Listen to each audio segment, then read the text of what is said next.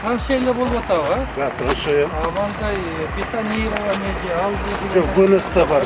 БНС-та жана ошол жерде бетонный жумуштар бар да. Максимальный расходтуу ушул жерге расчет түзүп беришти. Эмне көп, шагыл көп. Кыргызстанда шагылдан көп нерсе жок. Эмне көп, бизде цемент көп. Анан буну шагыл менен цемент аралаштырып бетон кылыш это просто эч кандай неме деле кереги жок да. Азыр жээк бекемдөө жумуштары көп. Негизинде потенциалы дагы көп. Бизде кайсы колотту, кайсы сайды албайлы. Сөзсүз биз жээктерди бекемдеш керек, бир каналды куруш керек. Биринчиден өзүңүздөргө жеңил болот.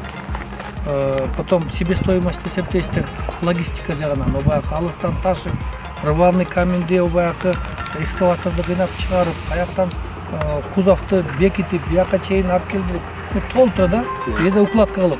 Легче могу жерден эле алаштырып эле алып келип эле куюлап кете бергенибиз оң да.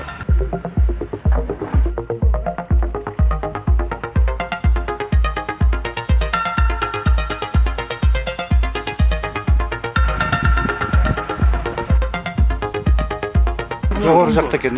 Ошол жактан ошо барыштан Мойло болоттон бул. Жок, дарк да. Мында треугольник болуп түшөт да.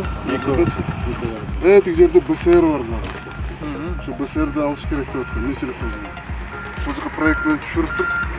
То есть вот этот треугольник для освоения.